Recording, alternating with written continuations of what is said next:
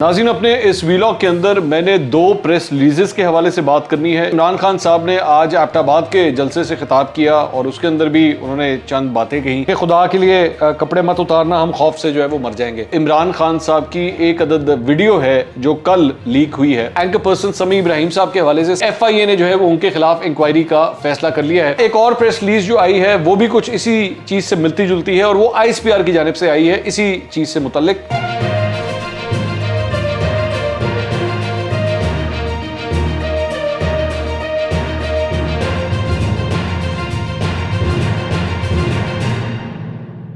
अस्सलाम वालेकुम नाज़रीन, मैं हूं मंसूर अली खान। अपने YouTube चैनल के ऊपर आपको खुशामदीद कहूँगा। सबसे पहले आपसे दरख्वास्त के चैनल को सब्सक्राइब करना मत भूलिएगा और बेल आइकन ज़रूर प्रेस कीजिएगा।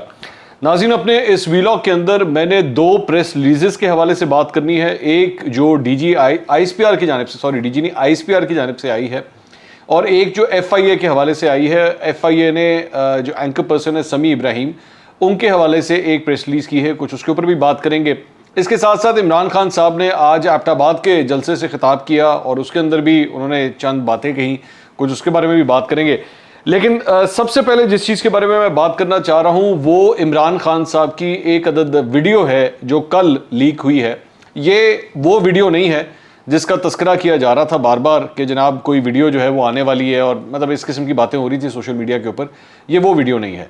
ये बेसिकली एक वीडियो है जो उन्होंने जो कल ओवरसीज़ पाकिस्तानी से उन्होंने ख़िताब किया था, तो उनका ख़िताब शुरू होने से चंद मिनट पहले एक्चुअली वो लाइव फीड जा रही थी और वहाँ से जो है उसकी जो तैयारी हो रही थी उसके अंदर जो है वो क्या गुफ्तगू कर रहे थे, आसपास के अपने लोगों से क्या गुफ्तगू कर रहे थे, ये वो वीडियो है जो लीक हो गई। सबसे पहले तो मैं बता दूं कि वीडियो लीक किस तरह हुई है, उसके बाद मैं जो उसका कंटेंट है उसके ऊपर आता हूँ और मैं एक डिफरेंट एंगल से एक्चुअली इस चीज़ को डिस्कस करूँगा। बेसिकली होता यह है कि एक पैरामीटर्स होते हैं सैटेलाइट के जो किसी भी जलसे के लिए या किसी भी इस तरह की अगर किसी पॉलिटिकल पार्टी के रहनुमा ने कोई बात करनी है तो उसका सारा सेटअप करके किसी एक चैनल के जरिए जो है वो पैरामीटर्स सारे चैनल्स को दे दिए जाते हैं ताकि वो फीड जो है वो उनको मिल जाए। यहाँ पे ये हुआ कि वो फीड जो है वो दे दी गई चैनल्स को और अभी इमरान खान साहब का खिताब शुरू नहीं हुआ था लेकिन चैनल्स के पास जो है वो फीड आना शुरू हो गई और उसके अंदर अभी इमरान खान साहब के खिताब से पहले जो कुछ हो रहा था वो भी चैनल्स जो हैं वो सब कुछ देख सकते थे। अब किस चैनल ने एक्चुअली इस वीडियो को लीक किया है ये जानना बड़ा मुश्किल काम है, लेकिन ये निकली इसी तरह ही है, ये मैं आपको क्लियर कट बता दूं। अब आ जाइए कि एक्चुअली उस वीडियो के अंदर क्या था।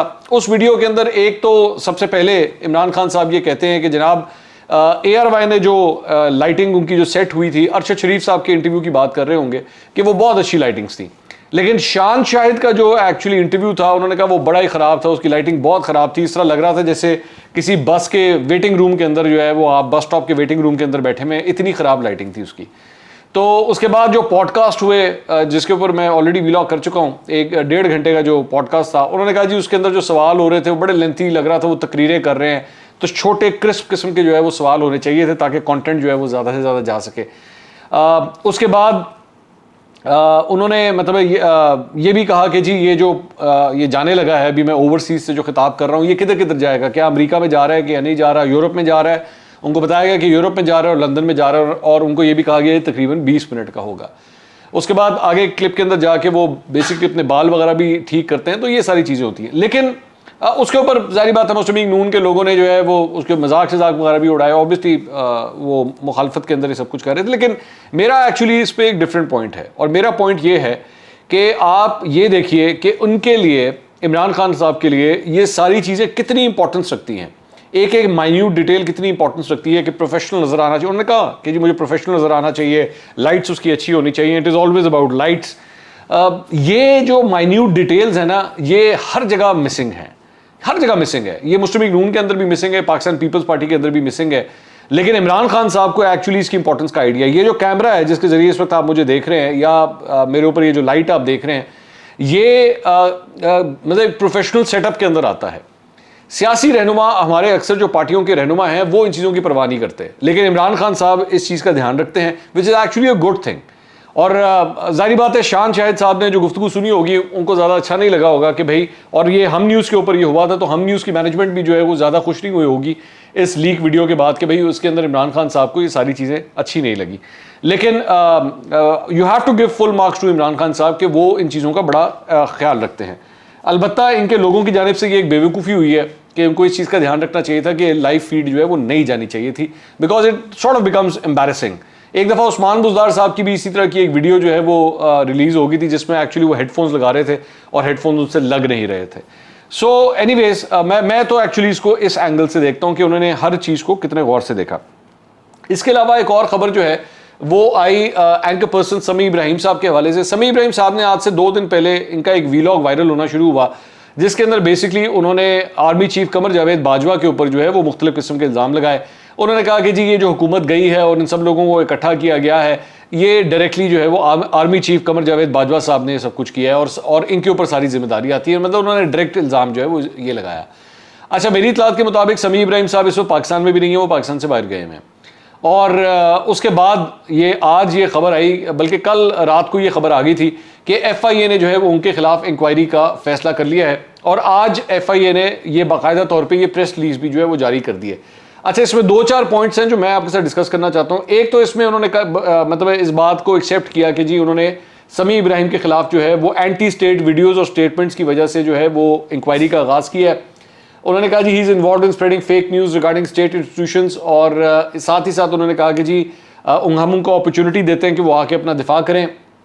अगर तो वो अपना दिफा कर सके तो फिर ये इंक्वायरी जो है वो ख़त्म हो जाएगी, लेकिन अगर वो दिफा ना कर सके तो फिर उनके खिलाफ जो है वो FIR काटी जाएगी, उन्हें अरेस्ट भी किया जाएगा और उसके बाद उनको जो है वो कानून के शिकंजे में भी आना पड़ेगा। उन्होंने कहा कि अभी वो चूँकि यहाँ नहीं है, पाकिस्तान से बाहर हैं, तो इसलिए इंटरपोल के ज़रिए उनके खिलाफ जो है रेड नोटिस जारी किया जाएगा और उनका नाम जो है वो ECL के ऊपर डाला जाएगा। साथ ही साथ उन्होंने अपने इस प्रेस रिलीज के अंदर जो बैरून मुल्क मुकीम पाकिस्तानी है उनके हवाले से भी एक स्टेटमेंट जारी की है कि जी वो भी एहतियात करें अपनी बातों के ऊपर, वो क्या बातें कर रहे हैं, क्या किस किस्म की फेक न्यूज़ जो है वो फैला रहे हैं, तो वरना उनके खिलाफ भी एक्शन लिया जा सकता है और इंटरपोल के ज़रिए भी जो है उनसे रब्ता किया जा सकता है।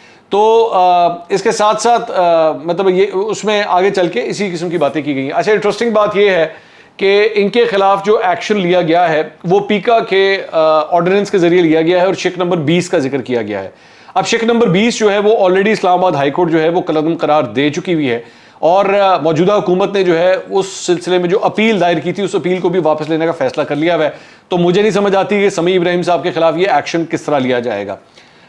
हो सकता है, जाहिर बात है मैं ये जानता नहीं हूँ, लेकिन ये हो सकता है कि ये सारा कुछ जो कुछ हो रहा है ये अगर कोई और लोग हैं जो मौजूदा हुकूमत पे या आर्म फोर्सेस के ऊपर या आर्मी चीफ के ऊपर कोई तनकीद कर रहे हैं तो उनको भी एक सिग्नल चला जाए कि भाई आप ज़रा ध्यान रखें, वरना इस तरह कानून जो है वो हरकत में आ सकता है। कानूनी माहिरीन से जो चंद मेरी कानूनी माहिरीन से बात हुई है वो ये समझते हैं कि FIA जो कुछ भी ये कर रही है इसके अंदर कोई दमखम नहीं है और इसमें कोई ऐसी बात नहीं हो सकती। अगर समी इब्राहिम साहब ने जो बात कही है और उनके पास इस बात का सबूत है तो उनको अपने सबूत लेकर आना चाहिए और अपनी बात को वो प्रूव कर दें कि जनाब मैंने इस बेसिस के ऊपर ये सारी बात कही है। तो FIA ने जो इसके हवाले से एक्शन लिया और मेरी इतलात के मुताबिक मैं एक और आपको खबर दे दूं कि मरियम औरंगजेब जो वज़ीर इतलात हैं उन्होंने इस सिलसिले में समी इब्राहिम से रब्ता करने की भी कोशिश की है, लेकिन उनका अभी आखिरी इतलात तक जो मेरे पास हैं वो रब्ता उनसे नहीं हो सका है, लेकिन वो कोशिश कर रही है कि उनसे रब्ता करें और उनकी साइड ऑफ द स्टोरी जो है वो पता की जाए। इसके अलावा एक और प्रेस रिलीज जो आई है वो भी कुछ इसी चीज़ से मिलती जुलती है और वो ISPR की जानिब से आई है इसी चीज़ से मुतल्लिक। मैं पढ़ के सुना देता हूँ, ये आपकी स्क्रीन पे है। उसमें उन्होंने कहा जी recently there have been intensified and deliberate attempts to drag Pakistan arm forces and their leadership in ongoing political discourse in the country. These attempts are manifest through direct, insinuated and nuanced references to the armed forces as well as their senior leadership made by some political leaders, few journalists and analysts on public forums and various communication platforms including social media.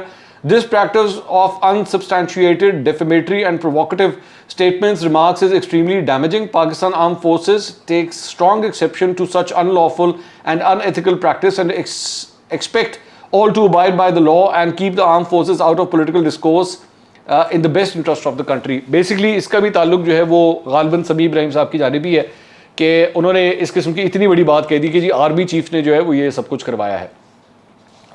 ये पहला मौका नहीं है कि ख़ास तौर पे वो सहाफ़ी जो पिछली हुकूमत के काफ़ी करीबी समझे जाते हैं, उनकी जानिब से जो है वो इस किस्म के डायरेक्ट या इनडायरेक्ट अटैक्स जो हैं वो हुए हैं, जिसकी वजह से ISPR ने भी अब ये स्टेटमेंट जारी की। अलबत्ता मैं आपको यहाँ पे ये बात भी बता दूँ कि गालबन कल या परसों, मुझे टाइमलाइन कंफर्म नहीं है, लेकिन नजम सेठी साहब ने भी कुछ इस किस्म की बात कही थी और उन्होंने एक्चुअली ये खबर दी थी कि जी अनकरीब फ़ौज के अंदर चंद नई तैनातियाँ और ट्रांसफ़र्स पोस्टिंग्स होने वाली हैं, क्योंकि चंद लोग रिटायर होने जा रहे हैं।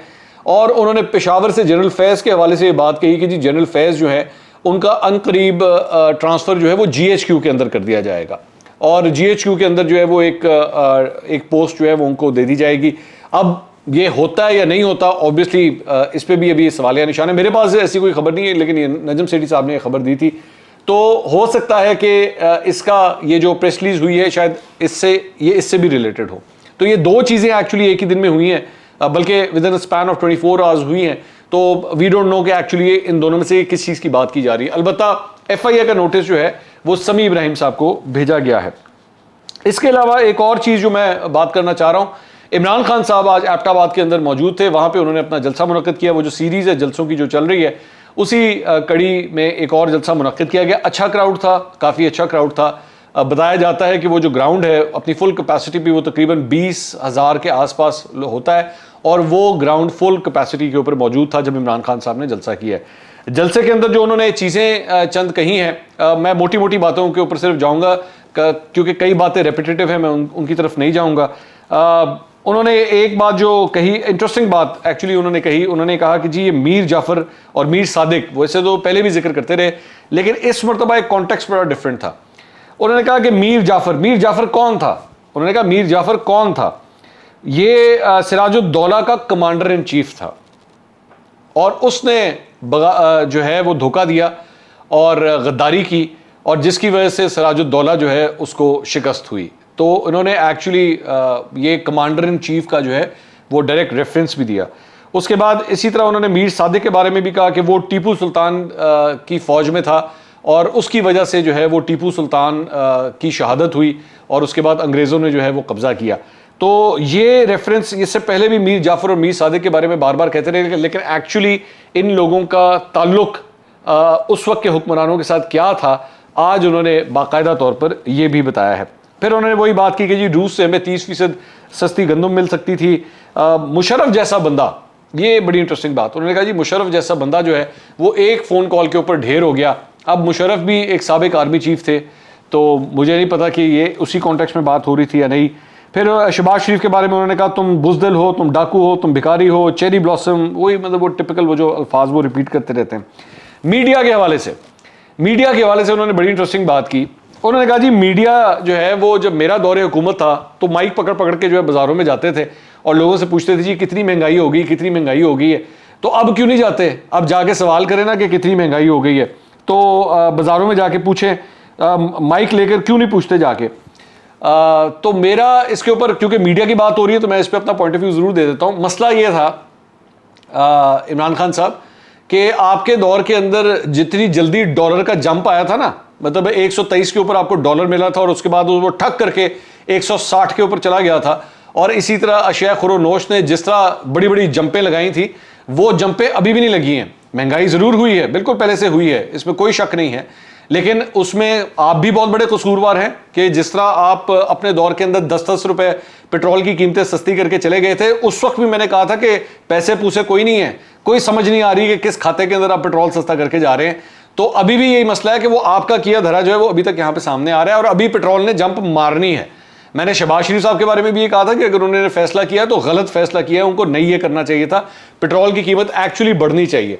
आपने भी जो है एक्चुअली एक सियासी फैसला था, क्योंकि आपको तब तक आइडिया हो चुका था कि आपकी हुकूमत जाने वाली है, तो इसलिए आपने कहा कि चलो अगली हुकूमत को भी फंसा के जाओ कि ये भी जो है ना इस चीज़ के अंदर फंस जाए। और अब जाहिर बात है, मैंने पिछले व्लॉग के अंदर भी बात की कि शहबाज शरीफ साहब भी जो है वो इस मामले के अंदर फंसे हुए हैं कि मैं किस तरह पेट्रोल की कीमत जो है बढ़ाऊं। तो इस महंगाई में आपका भी हाथ है, लेकिन अभी तक फिर भी वो जंपें नहीं लगी हैं जो आपके दौरे हुकूमत में पहले साल के अंदर अंदर लग गई थी। ठीक है, अभी उसमें अभी भी वक्त है, लेकिन मीडिया फिर भी अपना काम करेगा। मैं फिर भी इस बात को रेस करता रहूंगा कि जनाब इस महंगाई को किस तरह कंट्रोल करना है। इस हुकूमत को भी हम नहीं छोड़ेंगे, ये ज़हन में रखिएगा। ये मत समझिएगा कि वो सिर्फ आपकी तरफ डायरेक्टेड थी। इस हुकूमत को भी कतई तौर पे हम नहीं छोड़ेंगे कि जनाब आपको हर सूरत में लोगों के लिए जो है वो आसानी पैदा करनी पड़ेगी। उसके बाद इन्होंने एक और जिक्र किया, इन्होंने कहा जी 1954 में मुसद्दिक की हुकूमत थी ईरान के अंदर, और उसने जो है वो तेल के कुएँ जो है और तेल की रिफाइनरीज को नेशनलाइज किया। तो अमेरिका ने जो है वहाँ पे पहले मीडिया को ख़रीदा। उन्होंने कहा जी पहले उन्होंने मीडिया में पैसा लगाया, और उसके बाद अपोजिशन पार्टियों के अंदर जो है वो पैसा तकसीम किया गया, अपोजिशन को एहतजाज पर उकसाया गया, और इस तरह फिर उन्होंने पहले साजिश की और उसके बाद मुदाखलत की। तो उनका मैं कहने का रेफरेंस, उनका मतलब ये मीडिया के हवाले से यही था। अब मसला ये है कि मीडिया उनको उस तरह सपोर्ट नहीं कर रहा जिस तरह वो एक्सपेक्ट कर रहे हैं, जिसकी वजह से मीडिया के अगेंस्ट जो है वो अपने तमाम कारकुनों के अंदर जो है वो एक नैरेटिव बिल्ड कर रहे हैं। मैं पहले भी कई दफ़ा बात कर चुका हूँ कि ये कोई नई चीज़ नहीं है।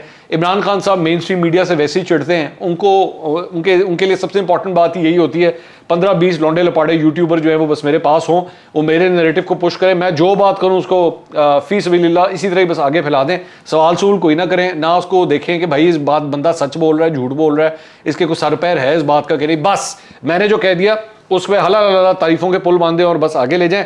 मेरे लिए इतना काफ़ी है।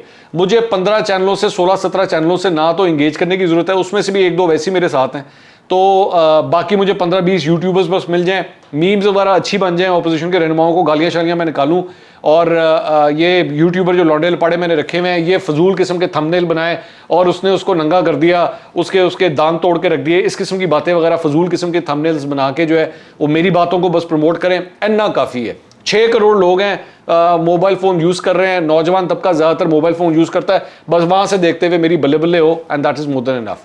तो ये मीडिया की चिड़ कोई नई नहीं है, मीडिया के ऊपर तनकीद कोई नई नहीं है, ये कहानी 2013 से चल रही है, 9-10 साल हो गए हमें सारी चीज़ें देखते हुए, नथिंग न्यू फॉर मी। तो वो अब अगर मीडिया के ऊपर तनकीद करते भी हैं, I actually don't give 2 cents to whatever he is saying. उसके बाद दोबारा उन्होंने बेसिकली फ़ौज की तरफ इशारा करते हुए यही बात की कि जी न्यूट्रल जो है वो जानवर होता है। तो वो इशारा बेसिकली उसी तरफ है कि जनाब चूंकि तुसी न्यूट्रल हो चुके, न्यूट्रल तुसी हो नहीं सकते, आपने ये किस तरह अपने आप को फैसला कर लिया कि आप जो है वो सियासत से दूर होंगे, आपको हम सियासत के अंदर खींच के लेकर आएंगे, हम सियासतदानों के मामलात के अंदर खींच के लेकर आएंगे। जाहिर बात है पिछले इतने सालों की आदत पड़ी हुई है कि मुझे हुकूमतें बना के दी गई हैं, मेरी पार्टी मुझे बना के दी गई, लोगों को मेरे लिए कन्विंस किया गया, अब तुसी क्यों नहीं कर रहे और ये सारा कुछ मुझे खुद क्यों करना पड़ रहा है। तो इसीलिए फ़ौज के लिए, एस्टैब्लिशमेंट के लिए जो है वो इस किस्म के अल्फाज भी जो है वो अदा कर दिए जाते हैं कि जनाब न्यूट्रल तो सिर्फ जानवर होता है। और बाकी उन्होंने ये कहा कि जी शहबाज शरीफ जो है, इन्होंने कल ऐलान किया कि जी आटे की कीमत जो है अगर मुझे कम करनी पड़ी तो मैं इसके लिए कपड़े भी बेच दूंगा। तो उन्होंने कहा कि खुदा के लिए कपड़े मत उतारना, हम खौफ से जो है वो मर जाएंगे, मतलब below the belt hit to one of his opponents, we expect this from Imran Khan साहब। तो ये जनाब ये सारा लुबे लुबाब था इमरान खान साहब की तकरीर का। अगले व्लॉग में दोबारा मुलाकात होगी। अल्लाह हाफ़िज़।